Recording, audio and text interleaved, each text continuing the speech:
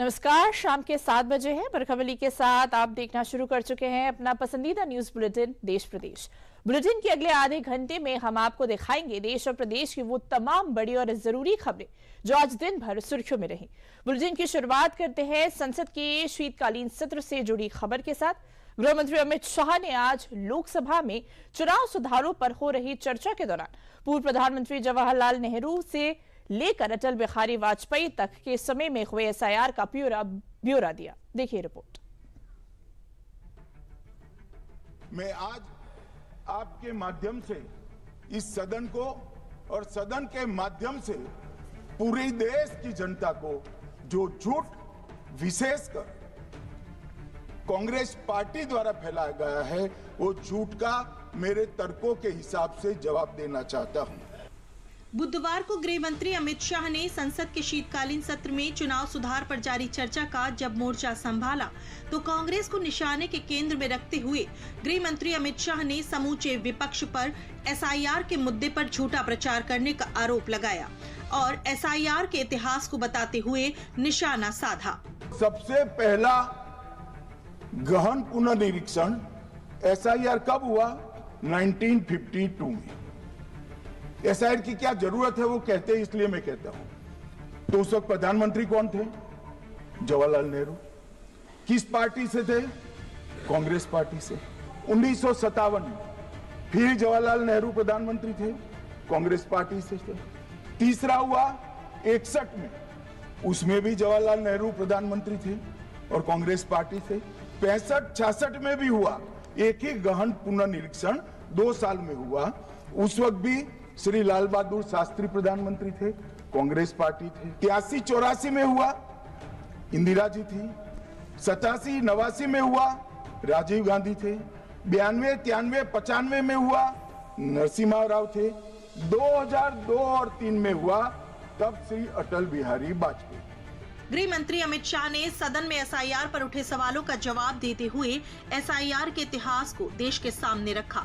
साथ ही एसआईआर पर विपक्षी नेताओं की ओर से प्रेस कॉन्फ्रेंस पर उठाए जा रहे सवालों का जिक्र करते हुए भी तीखा तंज कसा। विपक्ष के नेता ने जो प्रेस कॉन्फ्रेंस में कहा कि मतदाता सूची ठीक नहीं है, इसको सुधार करना चाहिए, तो भाई गहन पुनर्निरीक्षण क्या है?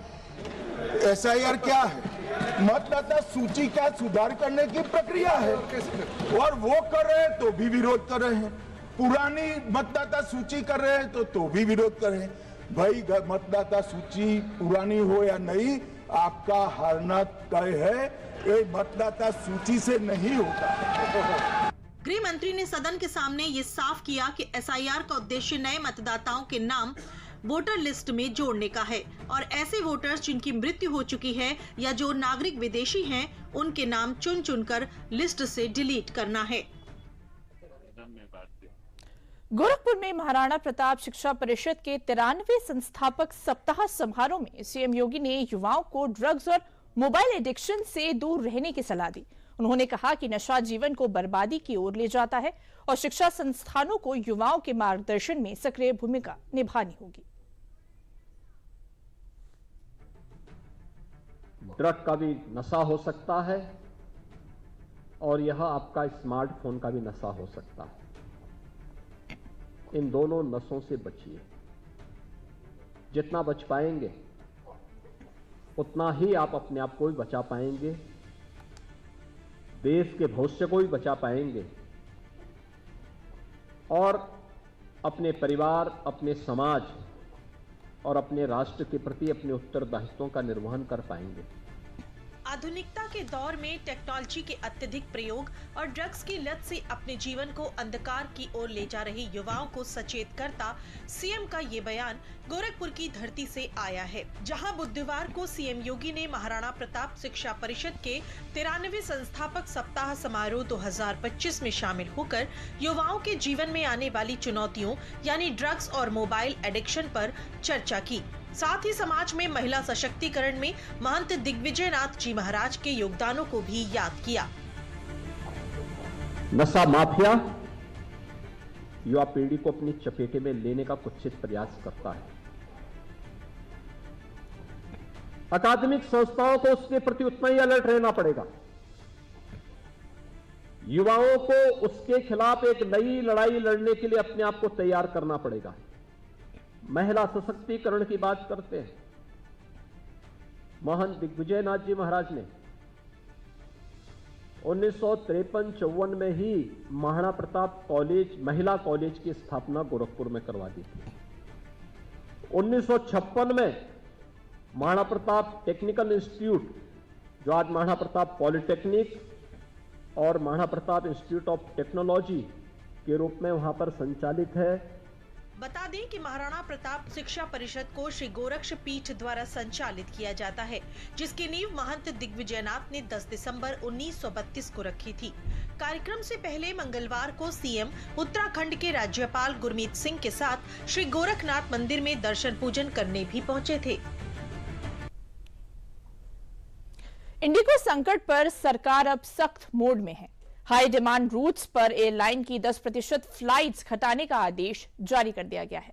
वहीं डीजीसीए ने इंडिगो के सीईओ को तलब करते हुए गुरुवार दोपहर 3 बजे पूरी रिपोर्ट पेश करने को कहा है। उधर दिल्ली हाई कोर्ट ने भी सरकार से यात्रियों की मुश्किलों पर स्पष्टीकरण मांगा है। देखिए रिपोर्ट। इंडिगो संकट के चलते बीते एक हफ्ते के भीतर देश की आम जनता ने जिन दुश्वारियों का सामना किया है वो किसी से छिपा नहीं है। इस दौरान इंडिगो की हजारों उड़ानें कैंसिल हुई, जिसके चलते यात्रियों की परेशानियां आसमान छूने लगी। हालांकि अब हालात तेजी से पटरी पर लौट रहे हैं। वहीं सरकार ने इंडिगो की इस नाकामी को लेकर सख्त रुख अपनाया हुआ है। सरकार ने इंडिगो पर एक्शन लेते हुए उसकी 10% फ्लाइट्स घटाने का आदेश दिया है। ये कटौती हाई डिमांड और हाई फ्रीक्वेंसी वाले रूट्स पर होंगी। इसका असर इंडिगो की रोजाना ऑपरेट होने वाली लगभग 2300 फ्लाइट्स पर पड़ेगा। यानी 10% फ्लाइट्स में कटौती के बाद लगभग 230 फ्लाइट्स घट जाएंगी। वहीं मंगलवार रात civil aviation minister Rammohan Naidu ने इंडिगो के सीईओ पीटर एल्बर्ट्स के साथ इंडिगो संकट पर हाई लेवल बैठक की। मंत्री के साथ हुई अहम बैठक में इंडिगो के सीईओ पीटर एल्बर्ट्स को हाथ जोड़कर सफाई देनी पड़ी। नागरिक उड्डयन मंत्रालय ने इंडिगो को सख्त संदेश दिया है कि यात्रियों की सुरक्षा और सुविधा से कोई समझौता नहीं किया जाएगा। वहीं डीजीसीए भी इंडिगो पर एक्शन में दिख रहा है। डीजीसीए ने इंडिगो के सीईओ को गुरुवार को जांच पैनल के सामने पेश होने के लिए तलब किया है। डीजीसीए ने इंडिगो के सीईओ को गुरुवार दोपहर 3 बजे एयरलाइन के मौजूदा संकट से जुड़ा व्यापक डेटा और अपडेट पेश करने का निर्देश दिया है। डीजीसीए ने कहा है कि सीईओ को सभी संबंधित विभागों के वरिष्ठ अधिकारियों के साथ बैठक में उपस्थित रहने का निर्देश दिया गया है।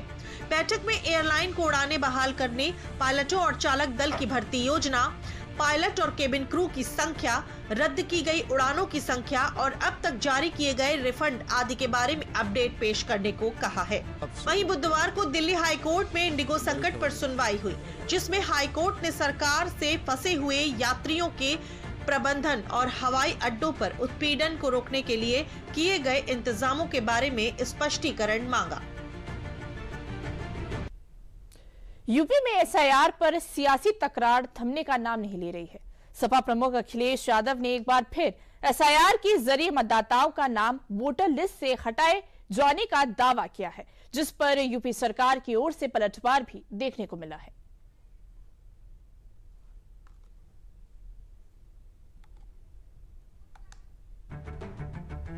ये झूठ बोल रहे हैं। वोट वो कट रहे हैं जिनकी मृत्यु हो गई है। अगर अखिलेश जी को लगता है कि वोट कट रहा है तो किसी भी बूथ पर अगर कहीं गड़बड़ी समझ में आ रही हो तो वो हमसे फोन कर दें, हमको बता दें। केवल संभावित हार देख करके समाजवादी पार्टी के लोग इस प्रकार का बयान दे रहे हैं। बिहार में जंगल राज हारा है, बिहार में गुंडा राज हारा है और उत्तर प्रदेश में भी समाजवादी पार्टी का गुंडा राज, जंगल राज कभी सत्ता में वापस उत्तर प्रदेश को नहीं लाएंगे। प्रदेश में सियासी बयानों की ये बयार सपा प्रमुख अखिलेश यादव के एसआईआर विरोधी बयानों की कतार पर तीखा प्रहार है। यूपी से लेकर बिहार के सियासी गलियारों तक, राजनीतिक रैलियों से लेकर संसद भवन तक, अखिलेश यादव ने हर मंच पर एसआईआर को जनता के अधिकारों और लोकतंत्र के विरुद्ध बताते हुए हजारों बयान दिए हैं।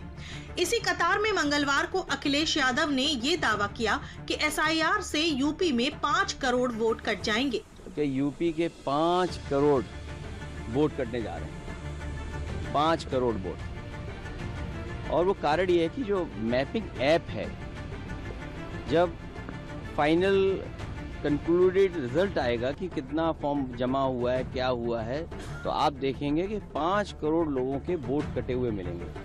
सोचिए यूपी जैसे स्टेट में जहां 5 करोड़ वोट कट जाएंगे, और मैपिंग ऐप किसने बनाया है, इसमें भी कोई घोटाला है। हालांकि ये पहली बार नहीं है जब अखिलेश यादव ने यूपी में हजारों या करोड़ों वोटों के कटने का दावा किया है, लेकिन कभी कोई आधार जनता के समक्ष नहीं रखा। इसी पर पलटवार करते हुए सुभाषपा नेता ओपी राजभर ने अखिलेश को झूठा ठहराया है, तो वहीं डिप्टी सीएम ब्रजेश पाठक ने इसे बिहार चुनाव में विपक्ष की हुई हार का दर्द करार दिया। केवल संभावित हार देख करके समाजवादी पार्टी के लोग इस प्रकार का बयान दे रहे हैं। बिहार में जंगल राज हारा है, बिहार में गुंडा राज हारा है, और उत्तर प्रदेश में भी समाजवादी पार्टी का गुंडा राज, जंगल राज कभी सत्ता में वापस उत्तर प्रदेश को नहीं लाएंगे। ये झूठ बोल रहे हैं। वोट वो कट रहे हैं जिनकी मृत्यु हो गई है। वोट वो कट रहे हैं जो गाँव से आके शहरों में बस गए हैं। 2 जगह मतदाता सूची में नाम है तो उनका एक जगह किया जा रहा है। जो स्टेट छोड़ करके दूसरे स्टेट में भी बस गए हैं तो उनका नाम एक स्टेट में किया जा रहा है, चाहे जहां वो चाहे। बता दें कि इससे पहले भी अखिलेश यादव ने डिटेंशन सेंटर का जिक्र कर लोकसभा में इसे एसआईआर से जोड़ा था, जिस पर विपक्ष की कड़ी प्रतिक्रिया का सामना करना पड़ा था। गोवा नाइट क्लब अग्निकांड मामले में पुलिस लगातार कार्रवाई तेज कर रही है। हादसे के बाद फरार चल रहे क्लब पार्टनर अजय गुप्ता को दिल्ली से गिरफ्तार कर लिया गया है, जबकि लूथरा ब्रदर्स अभी फरार है और उनकी अग्रिम जमानत पर कल सुनवाई होगी। आइए देखते हैं पूरी report. Goa night club Birch by Romeo Lane में हुए अग्निकांड को लेकर पुलिस फुल एक्शन मोड में है। पुलिस ने बुधवार को बड़ी कार्रवाई करते हुए नाइट क्लब के 4 पार्टनरों में से एक आरोपी पार्टनर अजय गुप्ता को गिरफ्तार कर लिया है, जो लूथरा ब्रदर्स की ही तरह अग्निकांड के बाद गोवा से फरार हो गया था। पुलिस ने लुकआउट सर्कुलर जारी करने के बाद आरोपी को दिल्ली से हिरासत में लिया है। आइए जान लेते हैं क्या है पूरा मामला। दरअसल 6 दिसंबर की रात गोवा के बिर्च बाय रोमियो लेन नाइट क्लब में आग लगने से 25 लोगों की मौत हो गई थी, जिसमें क्लब के मैनेजर और एक पार्टनर सहित कुल 6 लोगों को गिरफ्तार किया गया है। बुधवार को गोवा पुलिस ने आरोपी पार्टनर अजय गुप्ता को नई दिल्ली से हिरासत में लिया है। गिरफ्तारी से पहले आरोपी अजय गुप्ता के खिलाफ लुकआउट सर्कुलर जारी किया गया था, ताकि वो देश या राज्य से बाहर जाने की कोशिश न कर सके। गिरफ्तारी के बाद आरोपी अजय गुप्ता को क्राइम ब्रांच द्वारा दिल्ली के साकेत कोर्ट में पेश किया गया। बताया जा रहा है कि आरोपी अजय गुप्ता ने खुद को महज पार्टनर बताते हुए सभी आरोपों से इनकार कर दिया है। हमारी तरफ से जो मदद देनी थी वो हमने मदद भी दी है, कुछ लोगों को बाकी है। पीएम रिलीफ की उसको अकाउंट्स वगैरह पीएम रिलीफ फंड्स को हमने कह दिया है। रेस्टोरेंट इनमें आज तक 6 लोगों को अरेस्ट किया है, और बाकी जिन को अरेस्ट करना है तो गवर्नमेंट लेवल पे हमारे होम पुलिस डिपार्टमेंट अरेस्ट करेंगे। गवर्नमेंट की साइड से 3 लोगों को सस्पेंड भी किया है हमने, उनकी भी मजिस्ट्रियल इंक्वायरी चालू है। सरकार की तरफ से हमने मजिस्ट्रियल इंक्वायरी लगाई है। मजिस्ट्रियल इंक्वायरी का report with in 8 days complete आएगा, तो फिर हम स्ट्रिक्टली एक्शन उसके ऊपर भी लेंगे। बता दें कि लूथरा ब्रदर्स अब भी फरार हैं, जो घटना के कुछ ही घंटों बाद गोवा पुलिस से बचने के लिए थाईलैंड के फुकेट भाग गए थे। बताया जा रहा है कि विदेश में बैठकर दोनों ने दिल्ली में अग्रिम जमानत याचिका दायर की थी, जिस पर सुनवाई करते हुए रोहिणी कोर्ट ने राहत देने से इनकार कर दिया है, जिस पर कल कोर्ट में सुनवाई हो सकती है। तो देश प्रदेश में आगे बढ़ने से पहले लेते हैं विराम। समृद्ध नारी। तो देश प्रदेश में आगे बढ़ते हैं। दिवाली को यूनेस्को ने अमूर्त सांस्कृतिक धरोहर के रूप में वैश्विक मान्यता दी है। यह भारत की संस्कृति के लिए गर्व का क्षण है। अब दीपावली न केवल भारत का त्योहार बल्कि दुनिया की साझा संस्कृति धरोहर बन चुकी है। प्रधानमंत्री नरेंद्र मोदी ने इसे भारतीय सभ्यता की आत्मा और गर्व का प्रतीक बताया। देखिए रिपोर्ट। हर साल करोड़ों दीप जलते हैं, लेकिन इस बार एक ऐसा दीप जला है जिसने भारत की सांस्कृतिक पहचान को पूरी दुनिया में एक नई चमक दे दी है। और भारत की संस्कृति के लिए ये एक विराट क्षण है, क्योंकि यह सिर्फ एक त्योहार की पहचान नहीं बल्कि भारत की सदियों पुरानी रोशनी का वैश्विक उजाला है। दरअसल संयुक्त राष्ट्र की संस्था यूनेस्को ने दिल्ली में आयोजित इंटर गवर्नमेंटल कमेटी की अपनी ऐतिहासिक बैठक में दीपावली को अमूर्त सांस्कृतिक धरोहर की सूची में शामिल किया है। दिल्ली के लाल किले में हो रही यूनेस्को की बैठक में ये फैसला ऐतिहासिक इसलिए भी है क्योंकि पहली बार दुनिया की सांस्कृतिक विरासत का इतना बड़ा मंच भारत आया और आते ही उसने भारत की संस्कृति को दुनिया के नक्शे पर और भी बुलंद कर दिया। यानी दीपावली अब सिर्फ भारत का त्योहार नहीं बल्कि दुनिया की साझा सांस्कृतिक धरोहर बन चुकी है। प्रधानमंत्री नरेंद्र मोदी ने भी इसे पूरे देश के लिए गर्व का क्षण बताया और कहा कि अब दिवाली की चमक दुनिया के हर कोने तक और भी गहराई से पहुंचेगी। वहीं इस मौके पर दिल्ली सरकार दिवाली का खास जश्न मना रही है। यूनेस्को ने बुधवार को संयुक्त राष्ट्र शैक्षिक, वैज्ञानिक और सांस्कृतिक संगठन की इंटेंजिबल कल्चरल हेरिटेज यानी अमूर्त विश्व धरोहर की सूची जारी की। इस लिस्ट में दिवाली का त्योहार भी शामिल किया गया है। दिल्ली में चल रही इंटेंजिबल कल्चरल हेरिटेज की 20वीं बैठक में ये फैसला लिया गया। वहीं इस मौके पर दिल्ली के मंत्री कपिल मिश्रा ने बताया कि 10 दिसंबर को दिल्ली सरकार अलग से दिवाली मनाएगी और सभी सरकारी इमारतें सजाई जाएंगी। दिल्ली हाट में खास कार्यक्रम होंगे और लाल किले पर दिए जलाए जाएंगे। फिलहाल भारत की 15 धरोहरें पहले से अमूर्त विश्व धरोहर की सूची में जगह बना चुकी हैं, जिसमें दुर्गा पूजा, कुंभ मेला, वैदिक मंत्रोच्चार, रामलीला, छऊ नृत्य भी शामिल है। नमस्कार मेरे प्रिय भाइयों बहनों, आज का दिन हर भारतीय के लिए विशेष है। हम सभी के लिए गर्व का क्षण है कि यूनेस्को की इंटेंजिबल हेरिटेज की सूची में हमारा अपना त्योहार दीपावली को शामिल किया गया है। हम सभी देशवासियों के लिए यह ऐतिहासिक उपलब्धि है जिस पे मैं दिल की गहराई से आप सभी को बधाई देती हूँ और बधाई देती हूँ आदरणीय प्रधानमंत्री नरेंद्र मोदी जी को, जिनके प्रयासों से ये संभव हो पाया। दिवाली का ये वैश्विक सम्मान भारत की उस परंपरा का उत्सव है जो अंधकार से संघर्ष कर प्रकाश की राह दिखाती है और अब वही रोशनी दुनिया की सांस्कृतिक विरासत का हिस्सा बन चुकी है। तो देश प्रदेश में रुकते हैं एक छोटे से ब्रेक के लिए।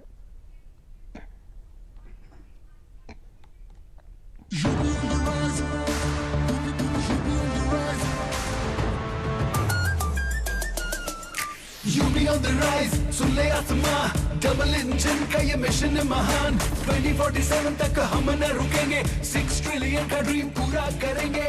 मथुरा की गलियों में गूंजे है राधा, अयोध्या में दूर हुई मंदिर की बाधा, काशी प्रयागराज की गोल्डन चमक, यूपी सरकार की गूंजे धमक। सड़कों पर फर्राटा फिक्रलेस बिल्कुल बिंदास, एक्सप्रेस वे पर साइंस आए पूरा विश्वास। विकसित यूपी की बढ़ गई प्यास, 2047 का ये विजन बहुत खास। माफिया का दी एंड, फियर गॉन, योगी राज में लॉ एंड ऑर्डर हुआ स्ट्रॉन्ग। बेखौफ घूमे जनता, गुंडों पर मार, नया यूपी तोड़ रहा पुरानी दीवार।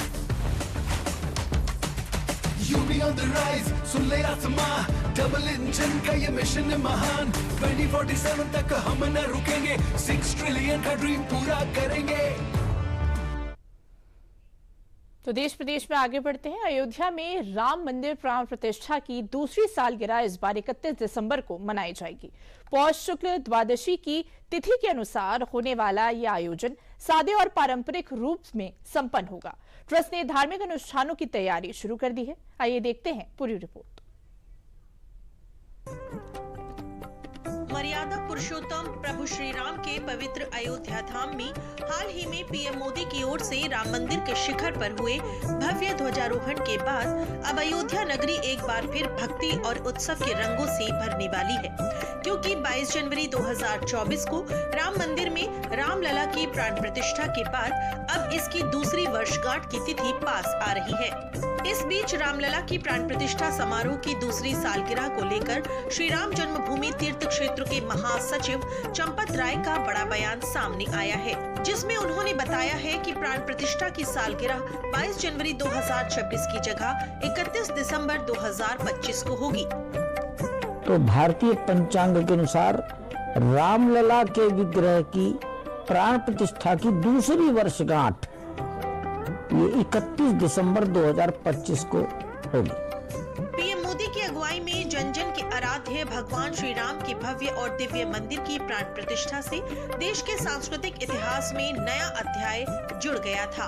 550 साल के संघर्ष के बाद 22 जनवरी 2024 को अयोध्या में भगवान राम के मंदिर का सपना पूरा हुआ था। ऐसे में सवाल उठता है कि जब प्राण प्रतिष्ठा 22 जनवरी को हुई तो वर्षगांठ 31 दिसंबर को क्यों मनाई जा रही है, तो चलिए ये भी जान लेते हैं। दरअसल भगवान राम के मंदिर की प्राण प्रतिष्ठा पौष शुक्ल द्वादशी की तिथि को हुई थी। संयोग से 2024 में ये तिथि अंग्रेजी कैलेंडर के मुताबिक 22 जनवरी को पड़ी थी और इस बार पौष शुक्ल द्वादशी की तिथि 31 दिसंबर को पड़ रही है। इसीलिए प्राण प्रतिष्ठा की वर्षगांठ 31 दिसंबर को मनाई जाएगी। फिलहाल ट्रस्ट की तैयारी है कि सादे समारोह में धार्मिक अनुष्ठान कराए जाएंगे। तो जैसे लोग अपने जन्मदिन पर पूजा पाठ करते तो भगवान के प्राण प्रतिष्ठा का दूसरा दिन है, कुछ पूजा पाठ करेंगे। कितने दिन का करेंगे इसकी तो कोई महत्ता नहीं होती, कोई सार्वजनिक आयोजन नहीं है। प्राण प्रतिष्ठा पर होने वाले अनुष्ठानों के लिए तैयारियां शुरू हो चुकी हैं।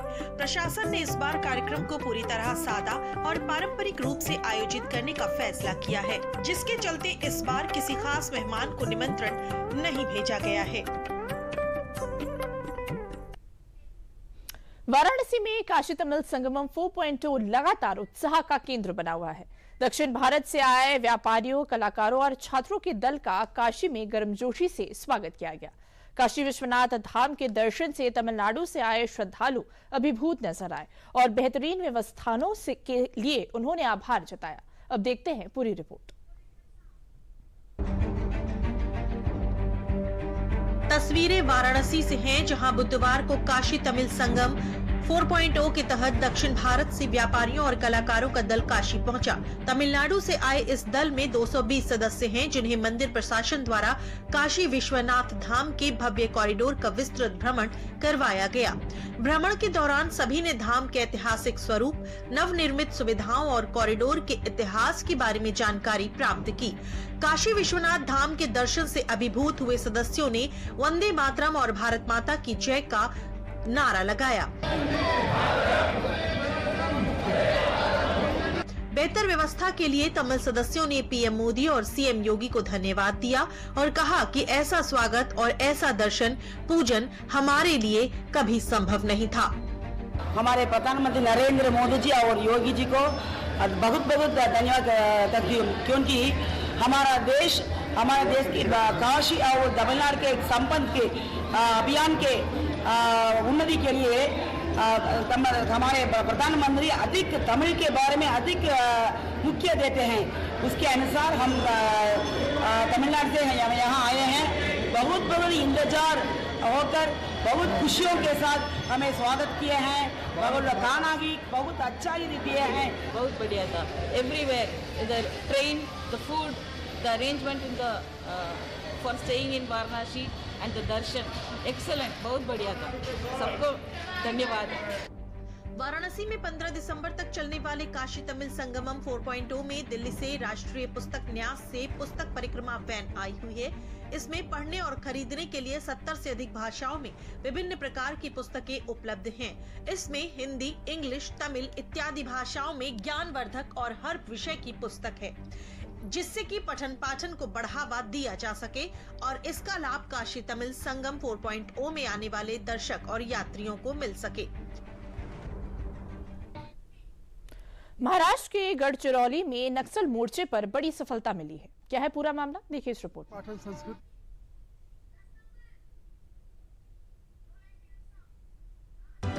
महाराष्ट्र के गढ़चिरौली के घने और दुर्गम जंगल, जहां कभी नक्सलियों की दहशत और उनके समानांतर शासन की कहानियां लोगों की जुबान पर रहती थी, वहां अब हालात तेजी से बदल रहे हैं। सुरक्षा बलों की लगातार रणनीतिक कार्रवाई और विकास की पहुंच बढ़ने से नक्सलियों की पकड़ अब पहले जैसी नहीं रही।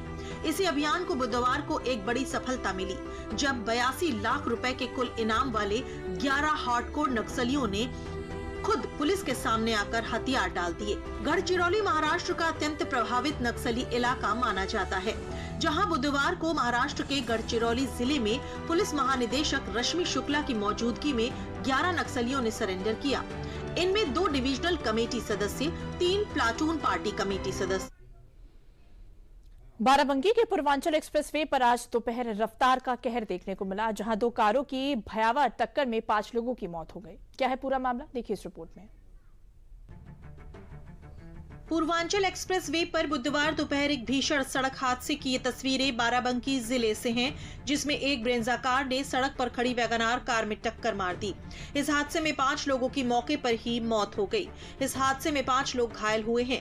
हादसे के बाद दोनों गाड़ियों में आग लग गई। हादसे की सूचना पाकर पहुंची पुलिस और दमकल की गाड़ी ने आग को बुझाया और स्थानीय लोगों की मदद से घायलों को निकाला। और अब जानते हैं कि कैसे हुआ ये भीषण हादसा। ये हादसा बाराबंकी के सुबेहा थाना क्षेत्र में पूर्वांचल एक्सप्रेस वे पर हुआ। सड़क किनारे खड़ी वैगनार कार में तेज रफ्तार ब्रेंजा कार ने जोरदार टक्कर मार दी। घटना के समय वैगनार कार में सवार कुछ लोग बाहर खड़े थे, जबकि कुछ अंदर बैठे थे। टक्कर इतनी तेज थी कि वैगनार करीब 200 मीटर दूर जाकर रुकी और उसमें आग लग गई। वैगनार सवार 5 लोगों की मौत बताई जा रही है, जबकि ब्रेंजा कार के 5 लोग घायल हुए। पूर्वांचल एक्सप्रेस पे थाना सुबेहा में के पास में शुक्ला बाजार के पास में एक्सीडेंट हुआ है, जिसमें सामुदायिक स्वास्थ्य केंद्र हैदरगढ़ में 5 व्यक्तियों को मृत अवस्था में लाया गया और साथ ही 5 व्यक्तियों को गंभीर हालत में घायल अवस्था में लाया गया, जिसमें से एक की हालत अति गंभीर होने के कारण उसको राम मनोहर लोहिया हॉस्पिटल में संदर्भित किया गया। बाकी घायलों का उपचार वहाँ पे किया जा रहा है। साथ ही वहाँ पूरा प्रशासन भी उपस्थित है और हमारी पूरी चिकित्सा टीम उसके साथ लगी हुई है। इस हादसे में एक व्यक्ति की हालत काफी गंभीर थी, जिसे इलाज के लिए लखनऊ के राम मनोहर लोहिया अस्पताल भेजा गया है। बाकी 4 घायलों का इलाज जिला अस्पताल में किया जा रहा है। वहीं पुलिस ने इस दुर्घटना में मृतकों के शवों की शिनाख्त कर ली है और मामले की जांच जारी है। देश विदेश में अभी के लिए बस इतना ही। मुझे दीजिए इजाजत, नमस्कार।